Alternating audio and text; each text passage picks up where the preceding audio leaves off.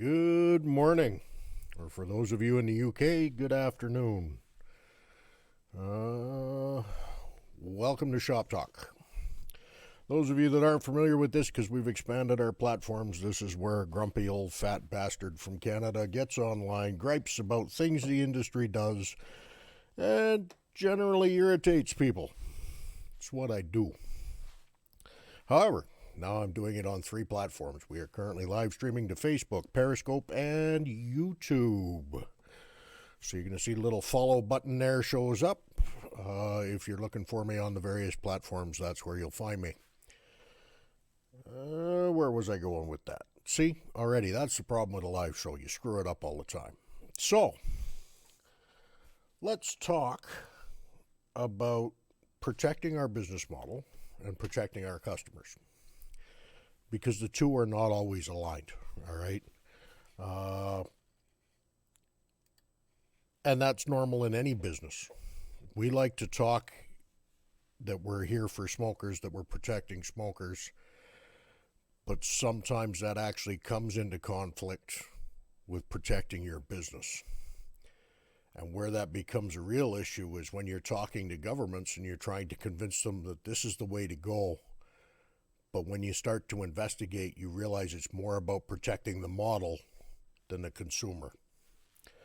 So not too long ago, and I forgot to bring this up, so I'm just typing it in now. Last week, there was an article produced in Canada's Globe and Mail by Carly Weeks.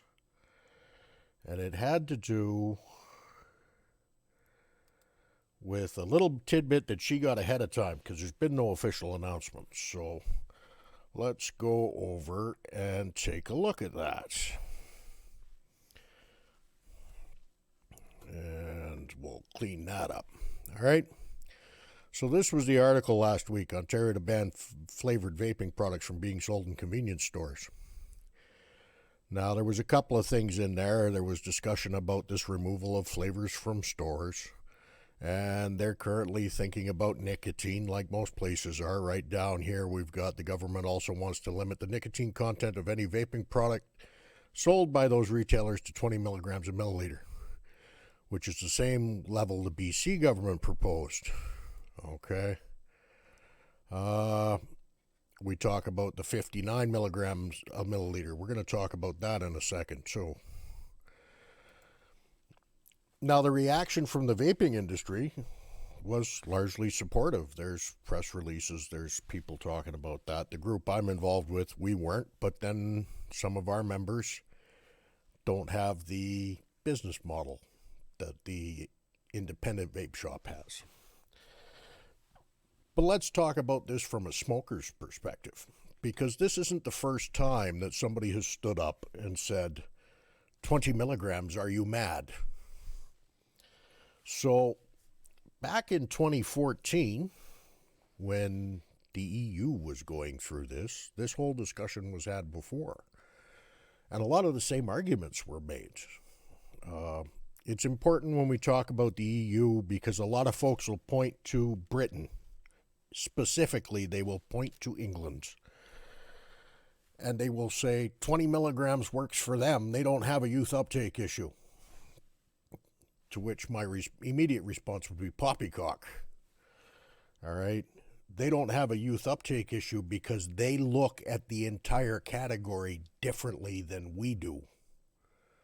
If you go to England and you ask about youth usage, they don't refer to past 30-day use as a vapor. That is experimentation to them. Unless you are using it in the majority of the previous 10 days, you are considered experimental. And that changes what their youth usage rate looks like. But specifically to nicotine, you got to remember these rules that they follow, they weren't written by the British Parliament. They were written by the EU.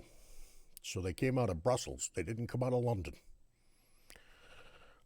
And the EU overall, if you look at the EU as a group, it's not overly favorable on e-cigarettes. I'd say it's tolerant.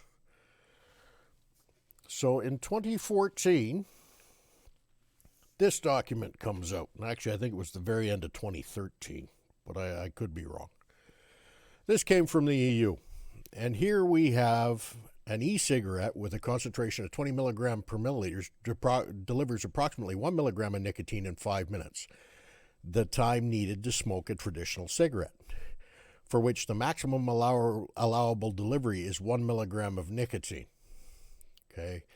In Britain, there is a limit to the nicotine in cigarettes. That limit is not the same in Canada. And if you watched Regulator Watch last week, I think it was, or the week before, when Mr. Eric Gagnon was on from ITCAN, right? He said in Britain they're limited to 1 milligram, but over here in Canada it's more like 1.4. Now, they quoted some studies from Dr. Farsalinos when they came up with this number. And the interesting thing is Dr. Farsalinos was one of a group of scientists that wrote them a letter that said they got it wrong. All right, so on January 16th of 2014, so that letter from the EU Parliament had to be coming out in late 2013. There was a handful of scientists wrote this letter. Okay, and this letter is to respond to the things said in that statement. Specifically, the Commission quotes Dr. Farsalinos' papers to justify the claim that 20 milligrams per milliliter of nicotine matches the average cigarette delivery. Dr. Farsalinos has written a commission stating they have misinterpreted his findings. His research instead shows that 20 milligrams per milliliter of e-liquid provides less than 1/3 of the nicotine delivered by a tobacco cigarette. 50 milligrams per milliliter is needed to roughly match the tobacco cigarette. All other existing studies confirm this. Some 20 to 30% of electronic cigarette users use liquids above 20 milligram. This was in the UK at this time. Higher nicotine content liquids are typically used by the most dependent smokers who have the highest risk of smoking-related damage and who benefit most from switching to electronic cigarettes.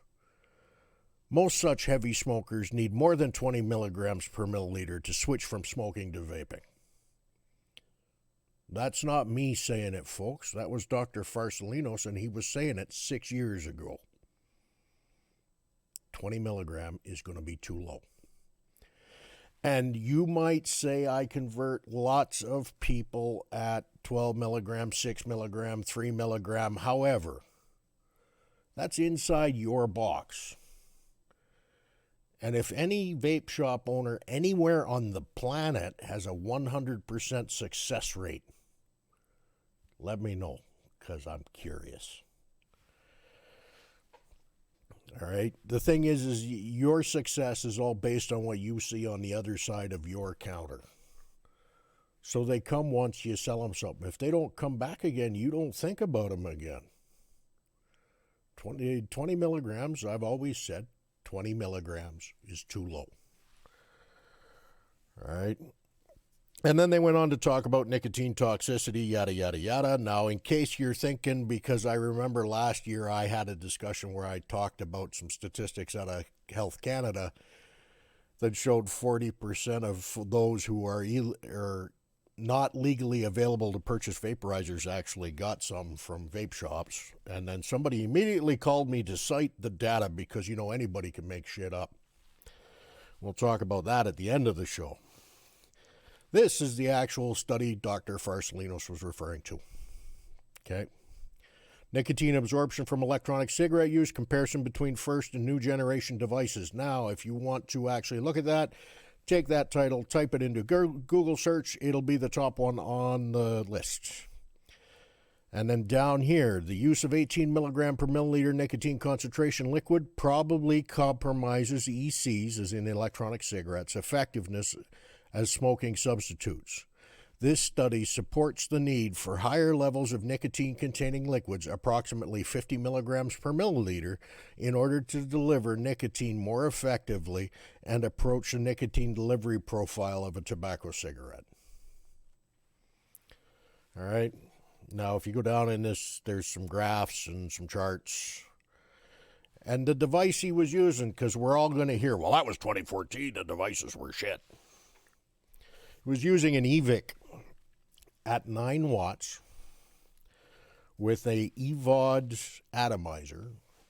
EVOD atomizer coils, currently, just looked it up yesterday, 1.8 ohms to 2.2. And everybody's going, well, we vape at lower resistances and higher power. I want you to look at that Joule device, which runs at 8.1 watts. Where is it? Here we go. 1.6 ohms, 8.1 watts, 59 milligrams a milliliter. Does that sound familiar? We're pretty damn close. Look, there's a reason Joule grabbed 70% of the C-store market when they opened up. It's because the device they had created, either by intention or by accidents, almost matched the very specs that Dr. Farsalinos was talking about in 2014. High resistance, low power, high nicotine. Puffs like a cigarette, delivers nicotine like a cigarette. You're going to get high conversion rates. So again, I'm going to reiterate that the nicotine cap, while good for some brick and mortar stores who are focused on high volume vaping, is not good for smokers. In fact, it's going to leave a good chunk of them with nothing left but a pack of cigarettes. With that, we're going to move on to flavors, the banning of flavors in C-stores. Now, every vape shop owner will jump up and down and say, flavors are vitally important to my customer base. They are smokers, and flavors is what helps them stop smoking. So what are you saying when we pull those flavors out of the C-stores? Those smokers don't need them? Those smokers don't deserve them? Not everybody's got a vape shop next door, okay? We're going to take a look at this map. This is a population density map, okay? It's going to tell you where the vast majority of the population lives. In fact, I saw one that was broken up into 25% markers. 25% of Canadians live here.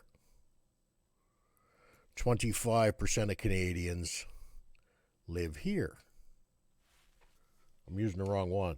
25% of Canadians live in here. In this corridor, right there. Okay, 25% of Canadians live here. In just above that little corridor. Another 25% can be chased along here. And I know that doesn't quite match the yellow, but you got to understand the population density of Vancouver. Okay, so 25% down along here. And the other 25%, they live up here in this area. Now, you're going to find vape shops in Toronto. You're going to find vape shops in Ottawa, Quebec, Fredericton, Halifax, Charlottetown, St. John's, Victoria, Vancouver, Edmonton, Calgary, Regina, Winnipeg. All of the major centers will have vape shops. The guy who lives up in Wabasca, up here, in this gray zone, no vape shop. Okay, the guy who lives in Gruard, no vape shop. The guy who lives in Dog Pound, no vape shop. The guy who lives in Shetty Camp, I haven't gone looking actually, but probably no vape shop. Tassus on Vancouver Island, no vape shop. But you want to know what every one of those guys do have? They've got easy access to cigarettes. Now, if you're going to say flavors are vitally important for the product category to help smokers transition to a less harmful product, then you cannot deny the smokers of Tassus, of Wabasca, of Gruard, of Shetty Camp, of equality of any other little town of 2,000 people or less access to that product. Again, banning flavors in C-stores is great for vape shops. There is no arguing that. If the Mac store that's 800 feet that way cannot sell flavored product, I might pick up some of those existing vaping customers as they come looking for flavored product. What I will not pick up is the smoker who has not set foot in my shop 800 feet away from that Mac store in the 2 years that I have been open. Because he's going to keep going to that Mac store and he's going to keep buying those cigarettes. Because right now, everybody and their dog is telling him that vaping's dangerous, that he's better to smoke. He has no incentive to explore. The only exposure he has right now is every time he buys a pack of smokes, there's an ad for Juul on the wall. Of course, Juul's pulling their flavors. But right next to the ad for Juul is the ad for Vipe, which isn't. It's okay to protect your business model. There's nothing wrong with protecting your business model. I do things to protect my business model. What I'm not keen on is when our means of protecting our business model is to tell the government that, one, these actions are going to reduce youth vaping. They are not. If you want to reduce youth vaping, you have to change the narrative. No 16-year-old wants to use the device that grandma used to quit smoking. So the focus has to be that this is a tool for old farts to not smoke. And it's going to be a hard road to change that narrative because it's pretty firmly entrenched the other way. But that's what has to happen. This has to become what it used to be in 2012. A tool to help smokers stop setting shit on fire. All right, I only got one more thing to talk about, and then we'll take comments and questions. I don't have a lot of viewers, but that's all right. It's early in the afternoon. It's in the UK. It's late afternoon. It's Sunday. People are out doing things. The last thing I want to talk about is this. This popped up in my feed last week. It was part of a press release, and we're not going to talk about who put it out or why, because quite frankly, I don't give a shit. All right? This press release says there are an estimated 1.1 million vapors in Canada in 2020. And my eyebrows went to the top of my head, and I said, say what? There are not 1.1 million regular users of e-cigarettes in Canada. Thus, the vaping industry has already saved somewhere between 66,000 and 275,000 Canadian lives. No, we're not necessarily saving lives, folks, and I've told you before, I hate that statement because you can't prove it. You can't prove that you saved a life. What I do support is we reduce risk. We have a product that the Royal College of Physicians in London says is unlikely to exceed 5% of the harms of a combustible cigarette, and may well be less than that. While the average direct healthcare cost per smoker relating to combustible tobacco use is not known, reducing the number of smokers in Canada by 18 to 54% combined with a reduction of 54,000 to 675,000 premature deaths will also save Canadian taxpayers billions of dollars with direct healthcare costs. So let's start with this 1.1 million vapors, because the last stats I saw, which are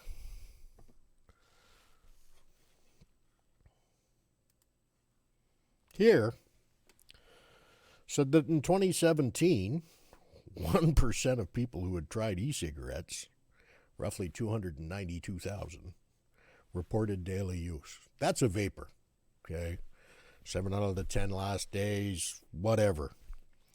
2.9%, or 863,000, used one in the last 30 days. So I could kind of see where maybe past 30-day use would move from 863,000 to 1.1 million over 3 years. But it's a stretch. It's a real stretch. And the problem with that is if you're going to count past 30-day use as being a vapor, that means the other side gets to count past 30-day use as being a youth vapor. And we all screamed about that when that stat came. Oh, kids are taking up e-cigarettes like crazy. And the first thing we said is vaping once in 30 days does not make you a vapor. But I actually don't think that's how they came up with that number. Because I had to go digging like nobody's business. I was all over the place trying to figure out where the hell they came up with 1.1 million. And this was the closest I could find. In CTADs from 2017, 32%, or 1.1 million, of current or former smokers reported using e-cigarettes as a cessation aid in the past 2 years. That's the only place I could find 1.1 million. CTADs did not include questions about the success of smoking cessation attempts using e-cigarettes. So 1.1 million said, I tried this to attempt to quit smoking. That's no different than I tried the patch to try and quit smoking. It's not saying they succeeded. And let me tell you something. If 1.1 million Canadians quit smoking by going to vaping, that would be 23% of the smoking population has disappeared. No other stat supports that math. And if they did not quit smoking, they will not result from all of those other claims made in that statement, right? All of this saving lives, the healthcare costs, if they have not transitioned fully over to smoking, all of that goes out to lunch. 32%. So what do I have to say about that? Where's the citation? If you're going to pop up numbers like that, I expect to see a little quotation at the bottom of your press release that says where these numbers came from. That's what was asked of me. So I'm asking it of you. It's entirely possible that I'm totally out to lunch, and there really are 1.1 million people who are going to vape today instead of smoke. I don't think so. Show me your stats. Anyway, that's all I had today, folks, so we'll wrap it up and we'll move along. I'll stick around for a minute to answer any questions that there may be. I'm not expecting any questions. I don't see a lot in the chat. So, it's Sunday. If you are going to head out today and open your shop and try to reach smokers, I applaud you. Head on out there. Teach somebody. Stop setting shit on fire.